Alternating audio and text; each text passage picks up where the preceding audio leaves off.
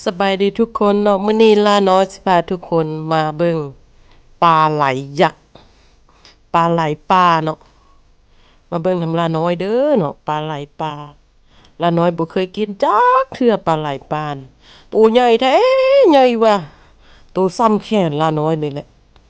เขาเจ้าใส่เบ็ดได้เนาะโอ้ยตัวบักใหญ่ๆล่าน้อยก็บ่เคยเห็นปลาไหลใหญ่ปานนี้จักเทื่อนี่ปลาไหลป่าเด้อทุกคนเขาเจ้าเอาตัวเขียดใส่เป็ดเนาะแล้วไปไปแย่ใส่หูแล้วมันมากินแต่ว่าอยู่บ้านละน้อยเอิ้นตัวเอี้ยนเนาะบ่แม่นปลาไหลตัวเอี้ยนเนาะแต่ว่าภาษาไทยเอิ้นปลาไหลเนาะแล้วละน้อยก็สิเฮ็ดมุกใส่หน่อสารเพราะว่าละน้อยสิเฮ็ดมุกใส่ปังมาเดี๋ยวทุกคนไปตามแต่ละขั้นตอนนะละน้อยเด้อละน้อยสิพาเฮ็ดมุกมื้อนี้จะเป็นเซฟละน้อยสาวเสียงขวงจ้าเนาะเขาก็มาปอกหน่อสารแล้วนี่นะ ปอกหน่อสารเกียมเครื่องเคียงเนาะละน้อยเกียมเครื่องละน้อยก็บ่ฮู้ดอกว่าสิได้ตัวปลาไหลเนาะมื้อนี้เนาะละน้อยก็เลยเอามาอันนั้นมาหน่อยหนึ่งอันนี้มันเข้าละน้อยเอามาแต่ห้องอาหารมีหมักบัวมีสลัดมีปลากระป๋องแล้วก็มีหมูย่างปลาย่างแล้วก็ไข่นึ่งอะไรเนาะที่ละน้อยเอามาแต่ห้องอาหารแต่มื้อนี้ละน้อยสิเฮ็ดเมนูหมกปลาไหลยักษ์ป่าตัวใหญ่มากทุกคนตัวเดียวกินทั้งทีมแน่ๆวันนี้ละน้อยสิหมกใส่ปังน้อยเด้ออันนี้ละน้อยเอาแจ่วมาเพราะว่าบ่คิดว่าสิได้ปลามาแต่ก็ก็เลยใส่เครื่องที่ว่ามีอยู่เนาะคือหัวสิงไข่แล้วก็หัวสิงไข่น่ะอันเก็บเอาแถวอ้อมแอ้มเนี่ยนะเพราะว่ามันเปรี้ยวสวกหางเขาเจ้าแล้วก็เอาแจ่วมะกอกใส่โอ้ยเจ็บใจอะพี่น้องแซ่บเด้อทานกินน้ำเหล้าน้อยเด้อแบบปลาไหลใหญ่มากตัวใหญ่ปรึ่มเลยเกิดมาเพิ่งเคยเห็นครั้งแรกที่ลาน้อยได้กินอันนี้นะเป็นครั้งแรกเลยลาน้อยก็สิยำมันเนาะต้องยำมันให้เข้าเนื้อเข้าหนัง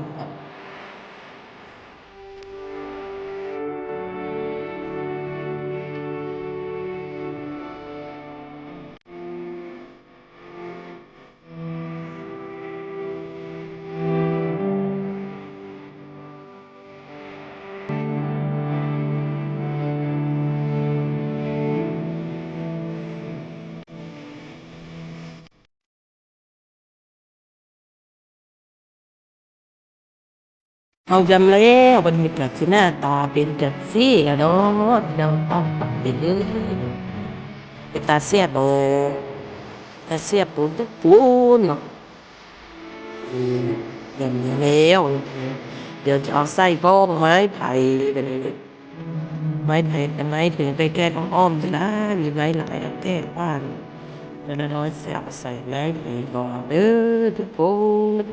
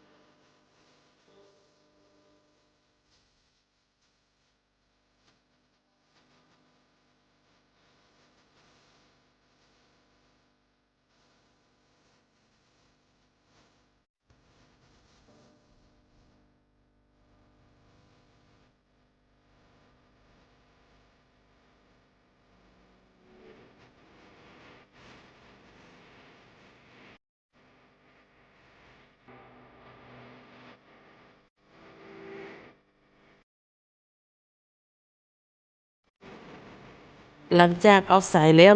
โอ้มีแมงวันเลยจิปลาจิปูมีแมงวันเอาน้ำใส่แบบนี้นะเอาน้ำเติมใส่เนาะเพราะว่าบ่อยากให้บางไม้ไผ่เฮามันไหม้นะเนาะเพราะว่าเวลาเฮาไปเผามันจึงบ่ไหม้นะไหม้อะบางไม้เนาะอันนี้ได้ส่งบ้างโอ้นส่งตัวได้ส่งบ้างได้ปลาคอกั้ง1ตัวเนาะ แล้วก็เอามาใส่น้ำกันมาหมกกินโอ้ยเป็นตาแซ่บโกพี่น้องเอ้ยเดี๋ยวไปดื่มตอนจะเผาต้องทุกขั้นตอนนะต้องสันจะผิดจะพลาดตอนใดตอนหนึ่งบ่ได้นะ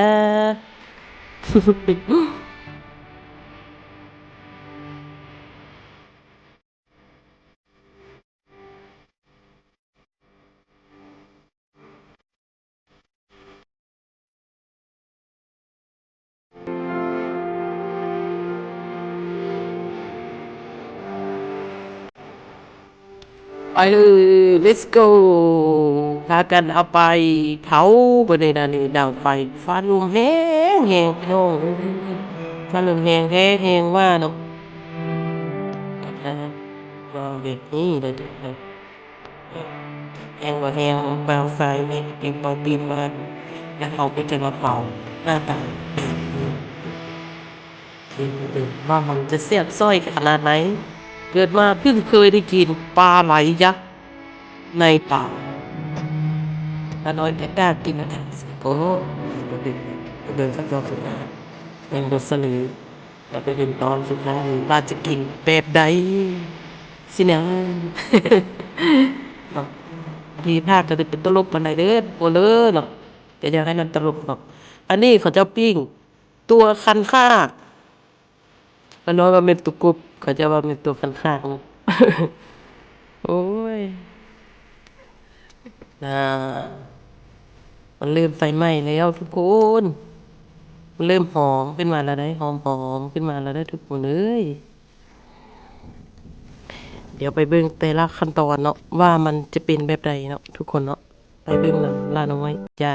ปักลาน้อยไปใส่เด้อต้องเบิ่งนำทุกขั้นตอนเด้อนี่มันใกล้จะฝดแล้วทุกคนมันฝดมันเกียมจะฝดเบาๆแล้วเนาะอ่านั่นน้ำกำลังจะฝดแล้วนี่ก็กำลังจะฝดแล้วเนาะ น่าจะแซ่บซอยเหลวเดี๋ยวพวกเฮาก็ได้กินแล้วนานเดี๋ยวเป็นฝดหน่อยหนึ่งแล้วโอ้ยฝดบักๆแล้วหอมตุ้ยหอมตุหอมตุโอ้ยดีมันฝดแล้วมันสิล้นเลยนี่เนาะมันสิล้นแล้วแปรงมันไหมแปรงมันนี่แหละแปรงมันโอ้ยฝดแหงมันพี่น้องไปฝดมันกันเด้อจักหน่อยเด้อโอ้ให้มันเข้าเนื้อเข้าหนัง อ๋อฝุดแหงอีหลีพี่น้องฝุดแหงหลายสมว่าดังไฟใส่โอ้ยน่าเจ็บอีหลีตัวนี้พูดโอ้ยน้ำนัวมันออกหมดแล้วเนาะน้ำนัวมันออกหมดแล้วเต้ๆนั่นนี่นั่นโอ้ยตายอ่า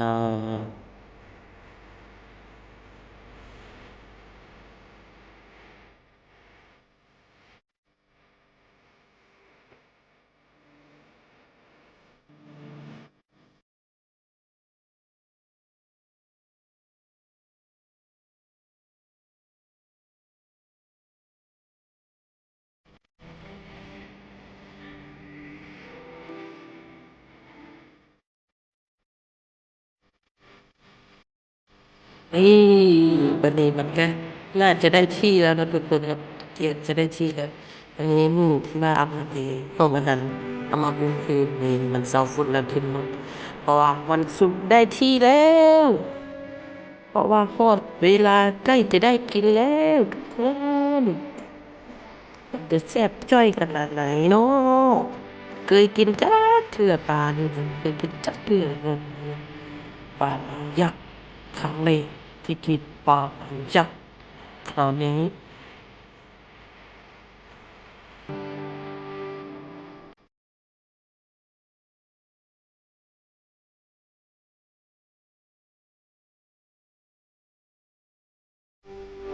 อันนี้กินตูคันคากแบบเรือนยังบริติดเพื่อนละบ่กล้าถึงบ่เคยกินเนี่ยนะเสียบหรือบ่เสียบปานใดนะบ่เคยกินกล้ากินจ้าเนาะนี่เขาออกมาแล้วนี่นะ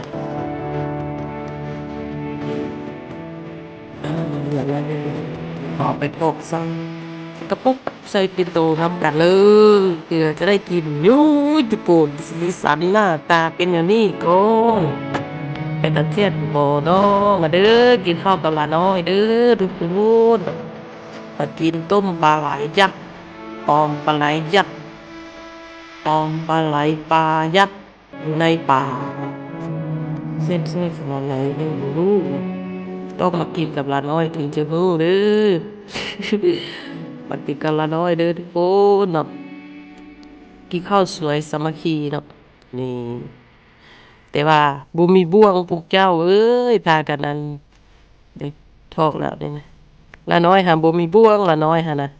เอาจอกนั่นแหละตักเอาเดียว